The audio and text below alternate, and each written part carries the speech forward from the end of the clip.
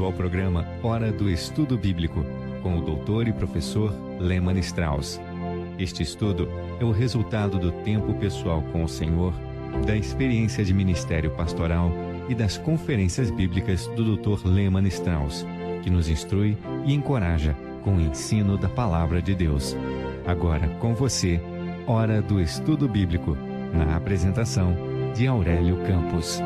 Bem-vindos ao programa Hora do Estudo Bíblico. Muito obrigado por acompanhar o nosso programa. É uma alegria e um privilégio poder representar o Senhor Jesus. Esta manhã, agradecer a Deus por mais um dia de vida. E eu quero que este dia seja para a honra e glória dele. E você?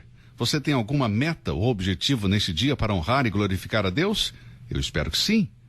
Bem, hoje teremos mais uma oportunidade de estudar a Palavra de Deus. Nós vamos ver o capítulo 35 de Gênesis. Não há privilégio maior para um filho de Deus do que parar por um momento e deixar que Deus fale ao seu coração. Nós falamos com Deus através da oração e Deus fala conosco através de sua palavra. Precisamos passar mais tempo lendo e estudando a Bíblia, deixando Deus falar conosco. Na biografia de Moody, diz que um dia alguém lhe perguntou: Moody, se você tivesse que viver sua vida novamente, o que você mudaria? E uma das coisas que o sábio pregador disse foi: se eu pudesse viver novamente, passaria menos tempo orando e mais tempo estudando a Bíblia. E sua resposta deixou muita gente perplexa. Então perguntaram: mas por que, Moody, você realmente diz isso? E ele disse: quando eu oro, eu estou falando com Deus. E quando eu leio a Bíblia, Deus está falando comigo. Eu preciso ouvir mais a Deus do que Deus precisa me ouvir. Suas palavras são muito mais importantes do que as minhas. Ele não estava dando menos importância à oração. Moody era um homem de oração, mas também era um homem de palavra. Bem, hoje temos mais uma oportunidade para abrir a palavra de Deus. Vamos ver Gênesis, capítulo 35. Gênesis 35. Mas antes de começarmos, vamos buscar a Deus em oração. Querido Pai, te agradecemos por tua santa palavra. Te agradecemos porque as tem preservado ao longo dos anos através do teu poder e porque nós podemos aplicá-la em nossas vidas. Sabemos que a tua palavra, Senhor, pode suprir todas as nossas necessidades. E pedimos que o Senhor nos fale através dela e supra tudo aquilo que necessitamos. Pedimos em nome de Jesus. Amém. Capítulo 35. Possivelmente este é o capítulo mais importante na vida de Jacó. No capítulo 34, você se lembra, ele estava na cidade de Siquém, uma cidade idólatra e pagã. E enquanto ele estava nesta cidade, ele estava fora da vontade de Deus. Eu não estudei a fundo a cronologia desses eventos, mas estudiosos dizem que Jacó permaneceu em Siquém cerca de 10 anos. Ele ficou em Padã Arã com o seu sogro e tio Labão por 20 anos. Agora, se a cronologia está correta e ele passou 10 anos nesta terra pagã, fora da vontade de Deus, então faz 30 anos que ele deixou sua casa, 30 anos desde a última vez que viu Isaque e Rebeca e seu irmão Esaú. Aqui temos uma observação importante. E recentemente eu notei isso. Li várias vezes a história de Jacó, li e estudei muitas vezes a Bíblia, mas eu nunca percebi isso, somente agora. No capítulo 34, durante a permanência de Jacó naquela terra pagã, durante esses 10 anos, fora da vontade de Deus, não encontramos nenhuma menção de Deus. Nestes 31 versículos do capítulo 34, encontramos o nome de Deus apenas uma vez. Mas deixe-me dizer o que encontramos aqui no capítulo 34. Vemos sua filha cometer adultério, seus filhos cometendo assassinato e matando, e todos esses problemas estão em sua própria família. 10 anos fora da vontade de Deus, 10 anos sem comunhão com Deus. E o que podemos esperar que aconteça se estamos fora da vontade de Deus? Não há nenhuma menção de Deus aqui no capítulo 34, amigo. Agora, nesses 10 anos aqui em Siquém, ele fez um pequeno ato religioso, como lemos no final do capítulo 33. Ali, edificou um altar. Ele chamou El Elor Israel. Sim, ele construiu um altar, mas não havia comunhão com Deus. Era simplesmente um ato religioso. Isso não lembra você alguns crentes hoje em dia? Você é um deles? Você tem a sua atividade religiosa, o seu pequeno altar, talvez ir à igreja no domingo de manhã? Talvez você até leve a sua Bíblia, cante os hinos e dê oferta, mas logo em seguida retorna à sua vida mundana? Deixe-me dizer uma coisa, amigo, que Deus nunca reconheceu esse altar. altar edificado nesta terra pagã, onde Jacó não estava em comunhão com Deus, estava fora da vontade de Deus. Aqui, agora no capítulo 35, Jacó é restaurado em sua comunhão com Deus, em contraste com o capítulo 34. Eu quero que você veja como aqui aparece o nome de Deus. No capítulo 34, o nome de Deus aparece apenas uma vez, mas no capítulo 35 aparece 11 vezes. Vamos ler estes versículos e aproveite para sublinhar cada vez que a palavra Deus aparece. Versículo 1, depois disse Deus a Jacó: levanta-te, sobe a Betel e habita ali, e faze ali um altar ao Deus que te apareceu quando fugiste da face de Esaú, teu irmão. Versículo 3, e levantemo-nos e subamos a Betel, e ali farei um altar ao Deus que me respondeu no dia da minha angústia. Versículo 5, e partiram, e o terror de Deus foi sobre as cidades que estavam ao redor deles. Versículo 7, edificou ali um altar e chamou aquele lugar El Betel, porquanto Deus ali se lhe tinha manifestado. Versículo 9, e apareceu Deus outra vez a Jacó. Versículo 11, disse-lhe mais Deus: eu sou o Deus Todo-Poderoso. Versículo 13, e Deus subiu dele, o lugar onde falara com ele. E por último, versículo 15, e chamou Jacó aquele lugar onde Deus falara com ele, Betel. Que contraste, que mudança! No capítulo anterior, durante esses 10 anos que Jacó estava fora da vontade de Deus, não houve uma única menção de Deus. Mas no capítulo 35 temos a restauração de Jacó, sua santificação. E você não pode voltar para a comunhão com Deus sem envolver Deus em todas as atividades. Portanto, aqui no capítulo 35 encontramos Jacó novamente em comunhão com Deus, voltando para Deus. Agora, só há uma cura para o mundanismo, e essa cura é separar-se do mundo. Não me refiro a termos geográficos, isso não podemos fazer. Em João capítulo 17, o Senhor orou dizendo: não rogo que os tires do mundo, em termos geográficos, mas que os proteja do maligno, da influência do mundo. Em outras palavras, estamos neste mundo, mas não pertencemos a ele. E a única maneira de um crente não ser mundano é separando-se do mundo e tendo comunhão com Deus. Nós não podemos sair do mundo geograficamente falando, claro que não, e não podemos escapar do mundo que está sob o controle de Satanás, mas podemos nos separar dele. A palavra mundo é a palavra grega cosmos e significa as questões humanas em contraste aos propósitos e planos de Deus. É a área sobre a qual Satanás tem domínio. 1 João 5,19 diz: o mundo inteiro jaz do maligno. O sistema está sob a influência do maligno. Em 2 Coríntios capítulo 4, versículo 4, Paulo diz que Satanás é o Deus deste mundo. Algumas versões dizem o Deus deste mundo. Não diz Deus do universo físico, mas o Deus do sistema mundano, do sistema humano que se opõe a Deus, que não respeita mais a Deus, que não responde aos ensinamentos da palavra de Deus. É o sistema de Satanás que domina. Agora, nós não pertencemos a esse sistema. Em João 17, Jesus disse: eles não são do mundo, como eu também não sou. A propósito, Jesus disse aos fariseus em João 8:23, vós sois deste mundo, eu não sou deste mundo. O que ele quis dizer para eles? Simplesmente que eles eram deste sistema mundial, faziam parte do sistema que se opõe a Deus, estavam sob o domínio de Satanás. Eu não sou deste mundo. Esse é o significado da palavra mundo. Jacó estava em uma situação mundana, fora da comunhão com Deus. E deixe-me repetir uma coisa, amigo. A única cura para o mundanismo é separar-se do mundo. Não separar-se do mundo geograficamente, mas do sistema que se opõe a Deus. O pecado de Jacó foi misturar seus princípios e ideais com o sistema do mundo corrompido e poluído por Satanás. Ele nunca deveria ter feito isso. A Bíblia ensina que nós, como crentes, não devemos ser mundanos. 1 João capítulo 2, começando com o versículo 15, diz: não ameis o mundo.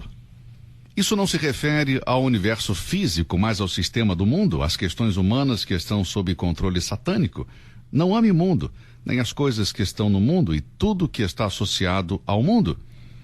Não ameis o mundo, nem o que no mundo há. Se alguém ama o mundo, o amor do Pai não está nele. Aqui está a chave para a situação de Jacó. Ele fez parte do mundo durante 10 anos na cidade de Siquém, uma cidade idólatra e pagã, onde ele não podia ter um relacionamento com Deus. Não ameis o mundo, nem o que no mundo há. Se alguém ama o mundo, o amor do Pai não está nele. Como Jacó podia amar a Deus e o mundo ao mesmo tempo? Romanos capítulo 12, versículos 1 e 2 diz: Rogo-vos, pois, irmãos, pela compaixão de Deus, que apresentei os vossos corpos em sacrifício vivo, santo e agradável a Deus, que é o vosso culto racional, e não sede conformados com este mundo. Não conforme a sua vida com este mundo que está sob o poder de Satanás, sob o domínio de Satanás. Isso era o que Jacó precisava, separar-se deste mundo. Eu estou falando com alguém que precisa ouvir isso? 2 Coríntios capítulo 6, versículos 14 e 15 diz: Não vos prendais a um jugo desigual com os infiéis, porque que sociedade tem a justiça com a injustiça? E que comunhão tem a luz com as trevas? A resposta a essas perguntas é: nenhuma. Nenhuma comunhão. Que sociedade tem a justiça com a injustiça? Que comunhão tem a luz com as trevas? Nenhuma. Eles não têm nada em comum? Nada. Por isso saí do meio deles, e apartai-vos, diz o Senhor. O capítulo 35 é a separação de Jacó, a sua santificação. Mas ele terá que pagar um preço. Agora, lendo este capítulo, que tem 29 versículos, você vai observar que há 4 enterros e 3 funerais. Que preço esse homem vai ter que pagar para voltar à vontade de Deus? Ele ficou 10 anos, voluntária e deliberadamente fora da vontade de Deus, e ele era um filho de Deus, uma pessoa nascida de novo. Deus vai fazer com que ele pague o preço e voltar. Temos 4 enterros. O primeiro no versículo 4, onde Jacó se livra dos deuses estrangeiros e dos brincos que usavam nas orelhas. Então tomou Jacó todos os deuses estrangeiros e brincos que estavam usando e diz que os enterrou debaixo do carvalho que está junto a Siquém. Este foi o primeiro enterro. Ele teve que deixar de lado os deuses estrangeiros, arrancá-los da sua vida e da vida da sua família. Depois, no versículo 8, temos o segundo enterro e o principal funeral. E morreu Débora, a ama de Rebeca, e foi sepultada ao pé de Betel, debaixo do carvalho. Este é o segundo enterro. Agora, quem era Débora? Bem, Débora vivia na casa onde Jacó nasceu e cresceu. Ela era ama de Rebeca. Agora, como ela foi parar com Jacó? Bem, Siquém estava a apenas 50 quilômetros da casa de Jacó. E a Bíblia não diz isso, mas, ao que parece, Jacó talvez tenha visitado a sua família durante esse tempo. Nós não ouvimos mais nada sobre sua mãe Rebeca. Portanto, aparentemente, ela já devia ter morrido. E Débora, sua serva, passou a viver com Jacó. Agora, eu estou supondo tudo isso. Eu não posso provar para você, apenas uma suposição. Mas o que ela está fazendo aqui com Jacó, a 50 quilômetros da sua casa? Parece que com a morte de Rebeca, Jacó convidou Débora para morar com sua família, e ela foi. Mas agora essa mulher morre, e já tem uma idade avançada, talvez mais de 130 anos, e é sepultada. Agora temos um terceiro enterro e um segundo funeral. Vamos ler o versículo 19. Assim morreu Raquel, e foi sepultada no caminho de Efrata, que é Belém. Raquel? Sim, Raquel foi o primeiro amor de Jacó. Ele amou mais Raquel do que Lia. Ele amava Raquel mais do que as 2 concubinas, as 2 servas com quem teve filhos. Mas antes que pudesse retornar à comunhão com Deus, Deus teve que tirar esta querida mulher do seu coração. E um dia, Jacó se viu de pé, ao lado de um túmulo. Certamente um momento muito triste na vida dele, quando enterrou o corpo de sua amada Raquel. Mas teve que haver um enterro.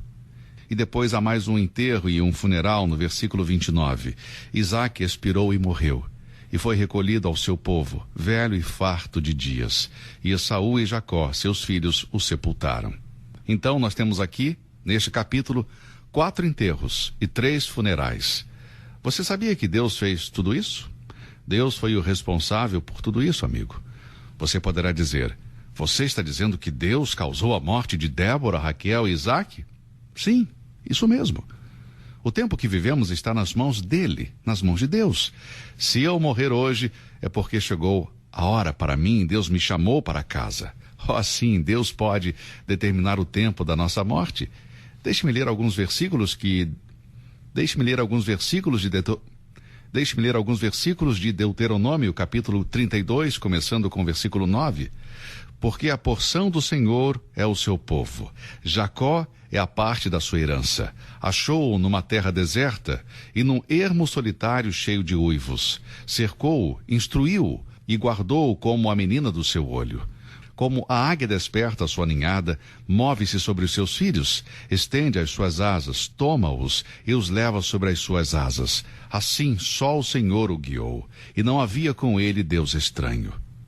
Eu creio que o escritor de Deuteronômio 32, que creio que foi Moisés, que também escreveu o livro de Gênesis, está escrevendo sobre esta experiência de Jacó. Deus tirou todos os deuses estranhos e o guiou. Quais eram seus deuses? Não eram apenas aqueles ídolos, as pequenas estatuetas que Raquel pegou de seu pai. Não era apenas Débora, essa serva querida. Talvez estes tenham sido os seus ídolos. Mas e Raquel? Ao ler a história de Jacó, creio que Raquel talvez tenha sido um ídolo no coração de Jacó.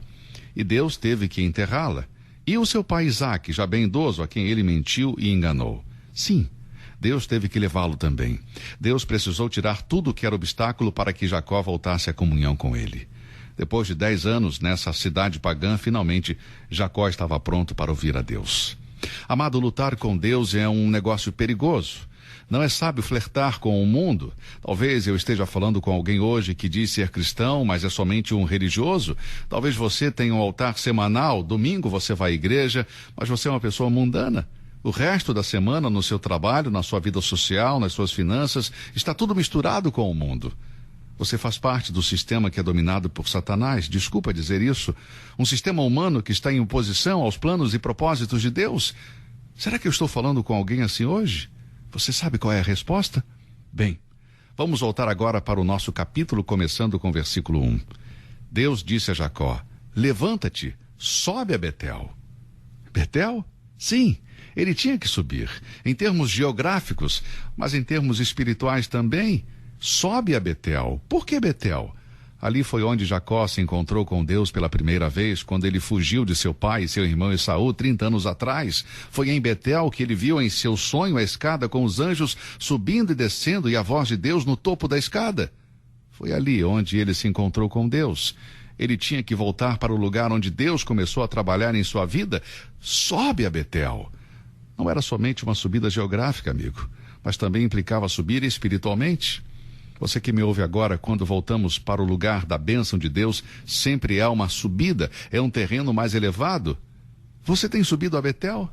Você tem subido para o lugar de encontro com Deus? Para o altar verdadeiro onde você tem o relacionamento com Deus?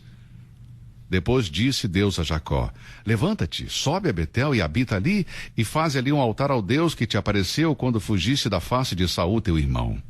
Faze ali um altar. Por que ali? Bem, Jacó tinha um altar em Siquém, nós vimos isso no final do capítulo 33. Ele estava sendo religioso, ele teve esse pequeno ritual religioso por um período de 10 anos, fora da comunhão com Deus, fora da vontade de Deus. Mas Deus nunca aceitou o altar de Siquém. Deus disse: volte para Betel e faze ali um altar. Veja novamente. E faze ali um altar ao Deus que te apareceu quando fugiste da face de Esaú, teu irmão. Que grande lembrança das bênçãos passadas. Deus não o julga, ele lembra que apareceu para ele ali. Ele fala com graça e bondade. Lembre-se, Jacó, foi aqui que eu apareci pela primeira vez. O que Deus está fazendo? Está lembrando Jacó das bênçãos passadas. E, amigo, precisamos ser lembrados disto. Há pouco tempo atrás eu estava lendo uma passagem do livro de Deuteronômio. Eu não conseguia dormir e resolvi levantar para ler a palavra de Deus. E ali, em Deuteronômio, começando com o capítulo 5, versículo 15, começa uma série de lembranças. Deus diz: lembra-te de quando foste escravo no Egito? O livro de Deuteronômio é um livro de lembranças. No capítulo 6, versículo 12, lemos: não te esqueças do Senhor. No capítulo 7, versículo 18, não deixes de te lembrar do que o Senhor teu Deus fez a Faraó e a todos os egípcios. Capítulo 8, versículo 18, antes te lembrarás do Senhor teu Deus.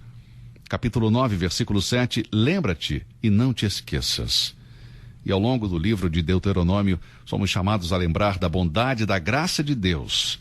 Voltar para onde você se encontrou com Deus, retornar a Betel, para o dia em que você foi salvo. Que alegria esse dia, amigo. Para muitos foi um dia de lágrimas, lágrimas de alegria quando fomos libertos do inferno, do salário do pecado. Deus disse a Jacó: volta para Betel.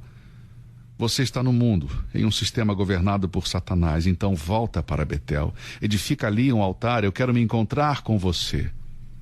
Será que eu estou falando com alguém que está fora da vontade de Deus hoje? Com você que é crente e não está em comunhão com Deus? Amigo, volte para Betel. A bondade e a graça de Deus estão chamando por você hoje. Eu espero que esse dia seja um dia de vitória para você, assim como foi para Jacó. Um tempo de dedicação, um tempo de consagração, um tempo de reencontro com Deus. Se Deus quiser, vamos continuar o nosso estudo de Gênesis no nosso próximo programa. Que Deus o abençoe e até lá. Você ouviu Hora do Estudo Bíblico com o professor e doutor Lehmann Strauss, na apresentação de Aurélio Campos. Se você deseja ouvir novamente esta mensagem, visite a nossa página na internet www.bbnradio.org. Fica o convite para você nos acompanhar amanhã, neste mesmo horário, aqui na BBN. Hora do Estudo Bíblico é uma produção da BBN.